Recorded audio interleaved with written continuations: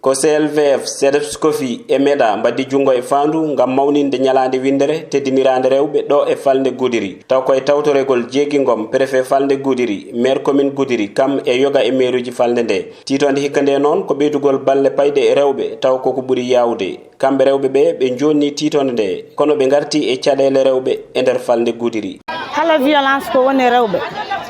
e ina usto kono ha joni ko yo ɓeyde tan ngati ha joni rewɓe emamin gonde tampere so woni ko affaire ndiyam caɗele ina woodi e rewɓe ha joni koye tafu woni ina woodi rewɓe ha joni ko uno woni diwanuji kewɗi heeɓi lampaji kono diwanuji kewɗi nen ɗo hande heɓani lampaji e kono woni courant yettaki e nokkuji ɗi. Caɗele rewɓe département Goudiry ne heewi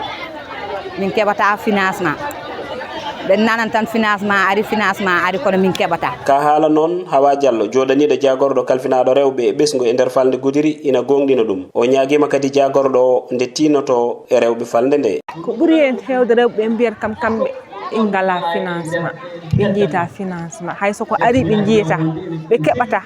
joni noon eɓe jiiɗi wallede kadi formation kadi eɓe jiiɗi kadi wallede kamɓe rewɓe eɓe jiiɗi liggade kono noon ɓe ngala financement ɓe ngala formation min kam ko mbiyanmi tan ministére de la femme o yo wallu rewɓe département Goudiry groupe aji kewɗi ina ɗo ina jiiɗi liggade kono ɓe ngala financement ɓe mbaɗani formation ɗum tan mbiyami yo walluɓe ɗum ɓe ɓuuri yidde neɗɗo sara walla ɗum walla ɗum ko yiiɗi hayso tawi ɗum ko caɗele teskaɗe e nokku o rewɓe Falnde Gudiiri ene jiiti koye mumen e laamu leydi ndi. Sénégal ko pays de droit et aussi wawaka wiyaka fo heɓama kono ko heewi ko hen waɗama exemple Goudiry